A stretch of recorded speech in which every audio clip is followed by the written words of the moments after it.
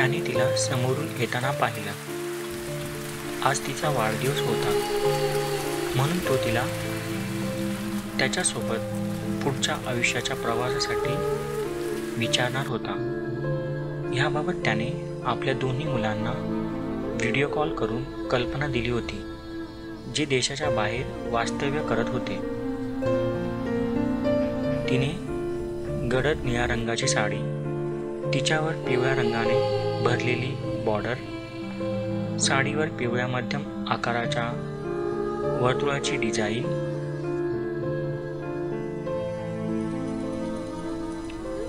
ती जवळ आली आणि त्याच्यासमोर बसली. तिच्या चेहऱ्यावर वयानुसार सुरकुत्यांनीच आपली जागा घेतली होती. आज तिला आनंदी पाहून त्यालाही मस्त ताजतवानं वाटलं. त्याने वेटरकडे बिल मागितला. काही वेळाने वेटर बिल टेबलवर ठेवून निघून गेला. ती त्याच्यासमोर लाजत बसली होती. जणू दोघेही अजून तरुण आहेत.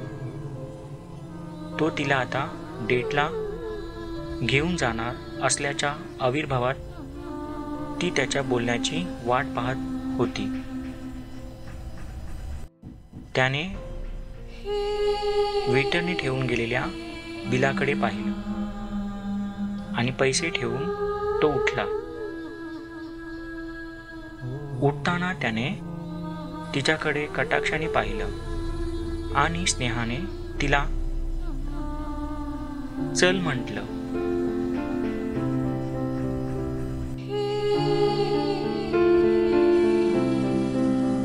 दोघांनी कॅफे बाहेर येऊन वर आभाळाकडे पाहिलं. काळोख दाटत चालला होता. परिसरात ओला गारवा बहरत होता. नुसती पावसाची सर येऊन रस्ते ओले झाले होते. दिव्यांची रोषणाई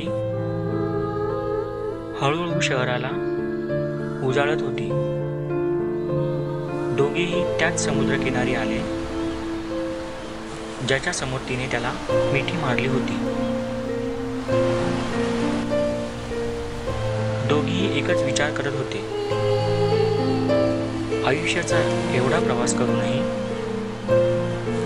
तिला त्याची आणि त्याला तिची सोबत असणं हे अजूनही उमगत नव्हतं.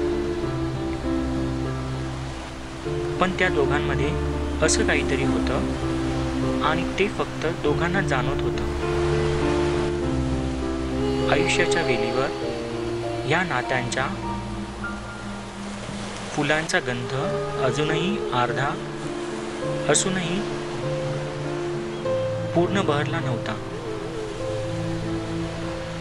त्यालाच त्याने हाफ लव्ह संबोधन दिलं.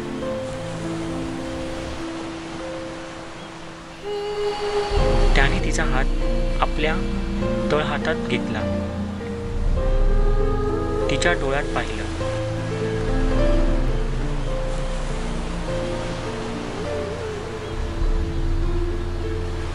समुद्रातल्या तळातील ऋतून राहिलेलं प्रेम वर उफाळून यावं, त्याप्रमाणे त्याचे डोळे प्रेमाच्या लाटांनी भरून आले.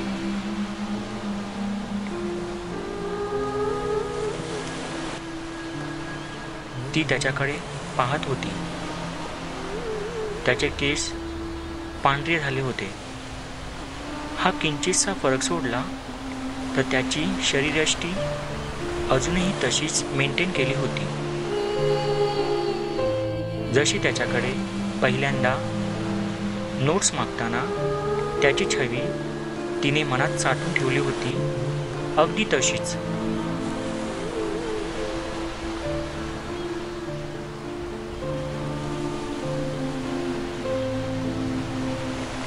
तेवढ्यात जोराची लाट समुद्रकिनारी आदळली आणि ती त्याला बिलगली.